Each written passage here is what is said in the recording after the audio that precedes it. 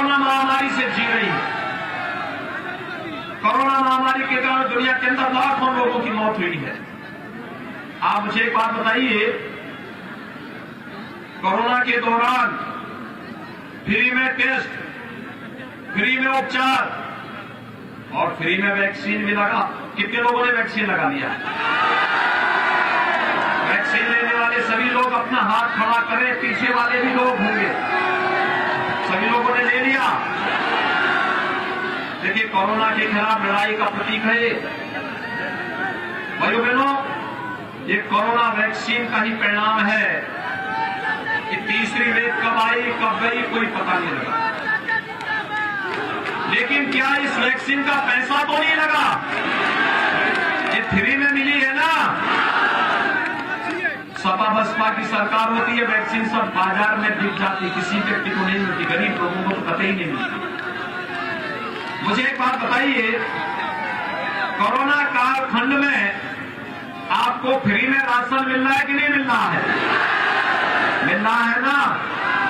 और एक बार नहीं, दो बार। कितनी बार मिल रहा है?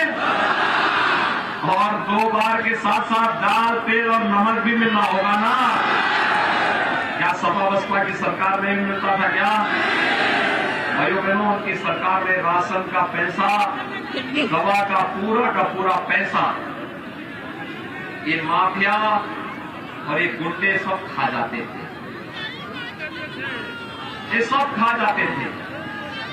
हमने वही माफिया और अपराधियों की संपत्ति को जब्त करके और प्रधानमंत्री मोदी जी के सहयोग से पूरे कोरोना कालखंड में हर गरीब तक राशन पहुंचाने का काम किया है, हर गरीब तक। भाइयों बहनों, अभी तो ये झलक है,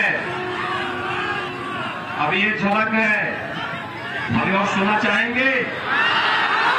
अभी तो हमने तय किया है 10 मार्च के बाद जब सरकार बनेगी तो उज्ज्वला योजना के हर लाभार्थी को होली और दीपावली में फ्री में रसोई गैस का सिलेंडर मिलेगा। 60 साल से ऊपर की हर माता बहन को फ्री में परिवहन निगम की बस में यात्रा की सुविधा उपलब्ध करवाएंगे। अभी तक भाइयों बहनों, 2017 में जब मुझे मुख्यमंत्री बनाया गया था तो बेटा और बेटी में भेद न हो, इसके लिए हमने प्रदेश में मुख्यमंत्री कन्या सुमंगला योजना चलाई थी। बेटी के जन्म लेने से लेकर के स्नातक तक की पढ़ाई के लिए प्रोत्साहन के लिए 15,000 रुपए बेटी को हम लोग देते हैं। और मैंने तय किया है, हमारी पार्टी ने तय किया है कि भाइयों बहनों, 10 मार्च के बाद इस राशि को हम बढ़ा करके 15,000 से 25,000 करेंगे। देखो, गरीब कन्याओं की शादी के लिए पहले कोई व्यवस्था नहीं थी। आज हमारी सरकार ने, हमने तय किया, हमारी पार्टी ने तय किया है, 2017 में हमारी सरकार ने तय किया कि गरीब कन्याओं की शादी के लिए, बेटी के कन्यादान के लिए भी अनुदान मिलना चाहिए। और भाइयों बहनों, अनुदान देने के इस कार्यक्रम को ध्यान में रखते हुए आज हमारी सरकार ने पहले चरण में 35,000 रुपया तय किया था। बाद में इस राशि को बढ़ाकर हमने 51,000 किया। अब हमने तय किया है बेटी की शादी के लिए अब अनुदान की राशि कन्यादान के लिए 1 लाख रुपया करेंगे करीब।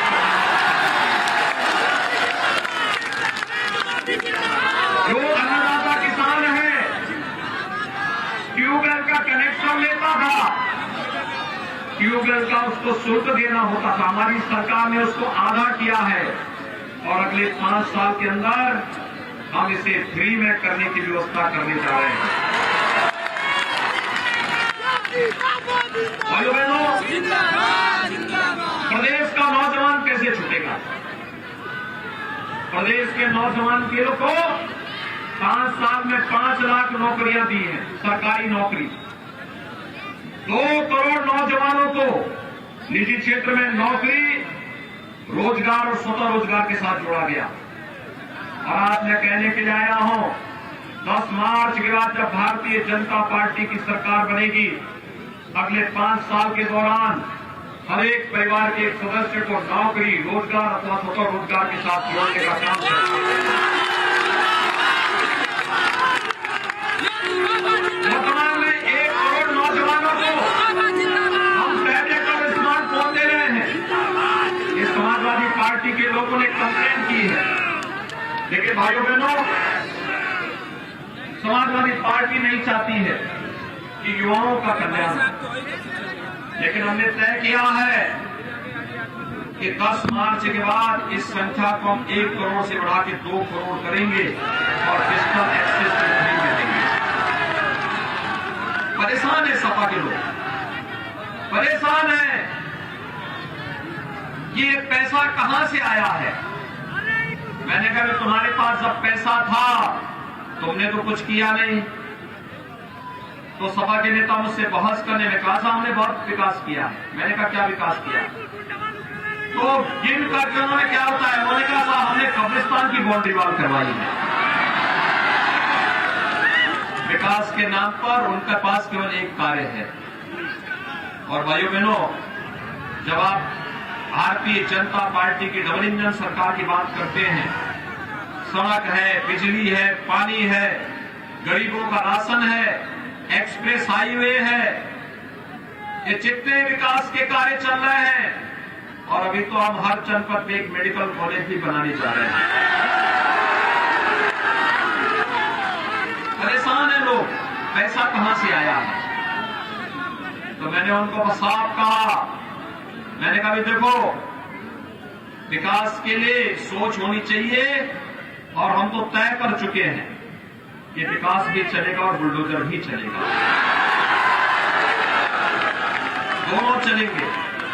लेकिन आज मैं आपसे कहने के लिए आया हूं भाइयों बहनों, जब मैं मऊ में आया हूं, याद करना बाबा साहब भीमराव अंबेडकर का सम्मान अगर किसी ने किया तो भारतीय जनता पार्टी ने किया, प्रधानमंत्री मोदी जी ने किया है।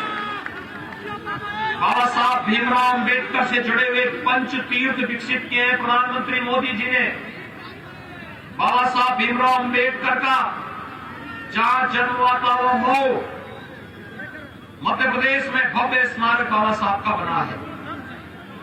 बाबा साहब ने इंग्लैंड में रह करके जहां दीक्षा ली थी, जहां पे पूरी उच्च शिक्षा प्राप्त की थी, उस भवन को अंग्रेजों से खरीद करके भारत सरकार ने अनुसूचित जाति जनजाति के नौजवानों के लिए भव्य छात्रावास भी बनाया और बाबा साहब का भव्य स्मारक भी बनाया है।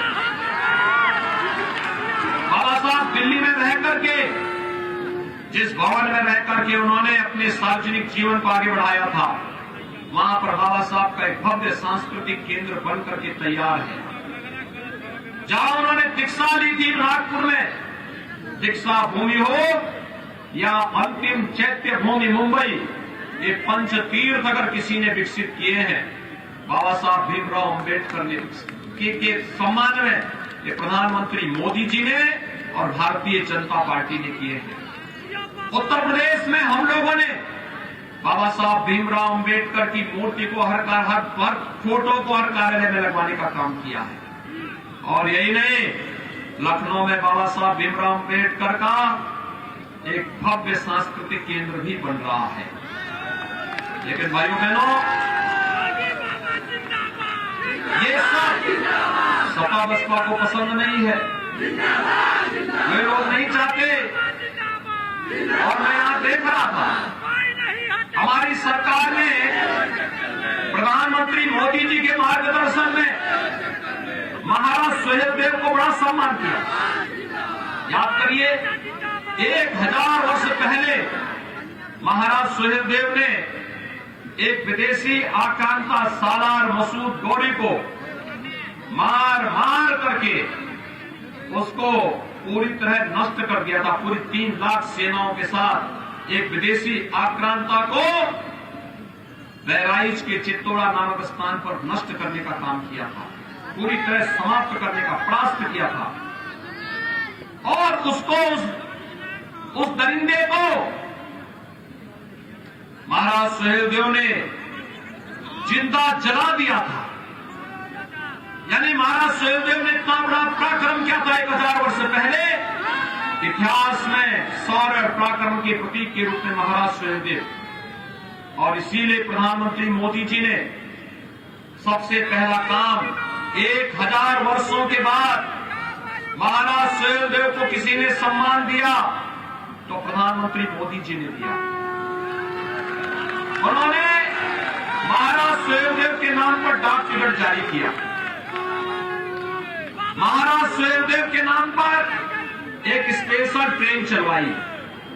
और यही नहीं, जब बहराइच में मेडिकल कॉलेज बनने की बात हुई तो मैंने कहा भाई देखो, बहराइच के मेडिकल कॉलेज का नाम महाराज सुहेलदेव के नाम पर होगा और महाराज सुहेलदेव के नाम पर बहराइच का मेडिकल कॉलेज का नाम पर हुआ है।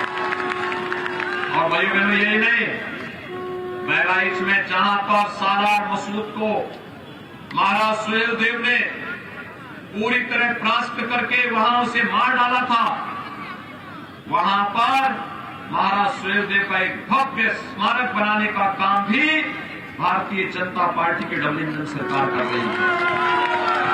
और यही नहीं, आजमगढ़ में हम लोगों ने एक नया विश्वविद्यालय दिया है और आजमगढ़ के इस नए विश्वविद्यालय का नाम भी महाराजा सुहेलदेव के नाम पर ही है।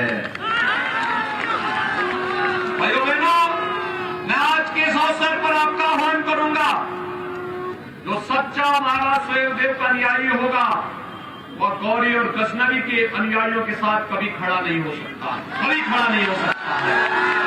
और खड़ा होगा तो राष्ट्रवादी भारतीय जनता पार्टी के पक्ष में खड़ा होगा और राष्ट्रवादी पार्टी के पक्ष में राष्ट्र धर्म के साथ खड़ा होगा, राष्ट्रवाद के पक्ष में खड़ा होगा।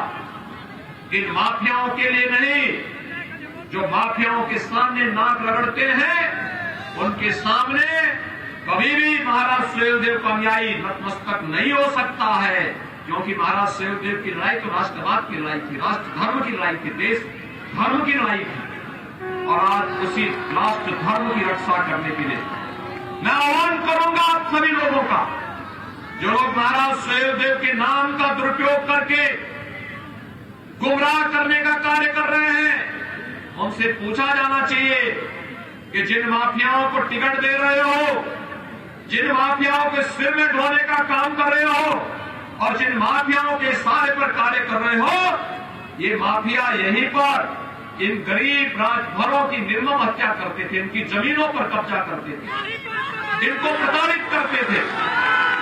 और आज वही महाराज सुहेलदेव के नाम पर राजनीति करने वाले लोग महाराज सुहेलदेव के मिशन से बेटा भटक चुके हैं।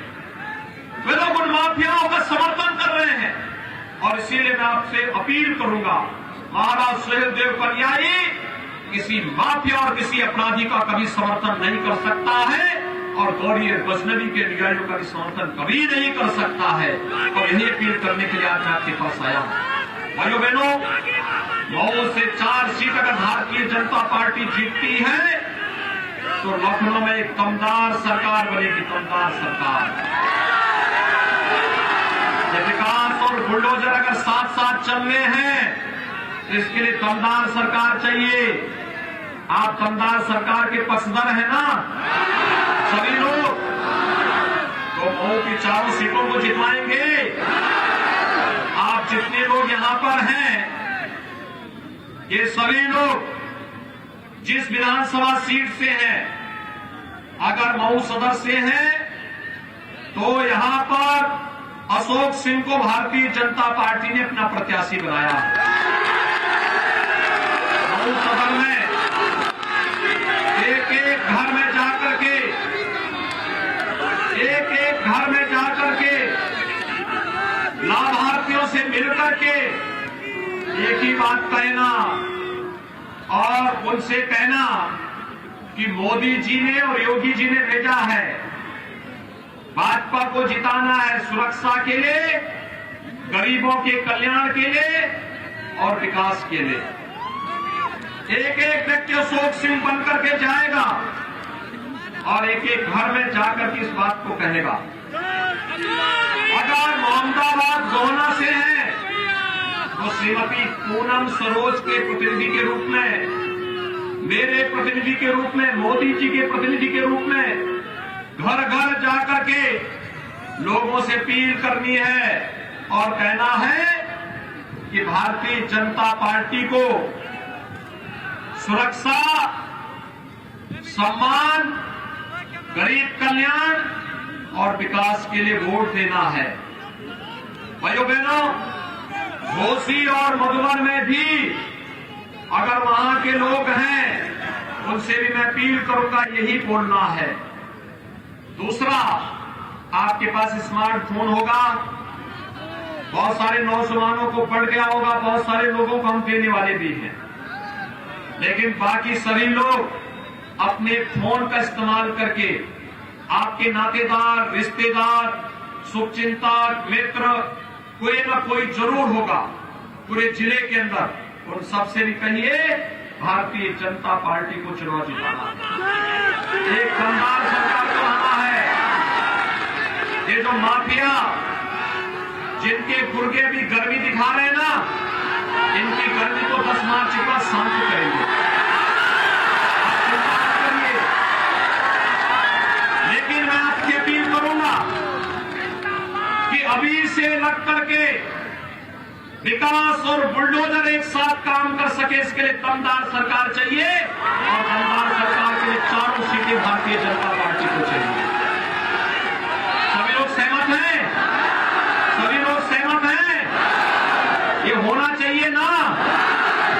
लेकिन इसकी एक शर्त है, 7 मार्च को जब मतदान होगा, पहले मतदान फिर जलपान, पहले मतदान पहले मतदान पहले मतदान। सभी सहमत हैं तो मेरे साथ हाथ उठा करके बोलेंगे, भारत माता की।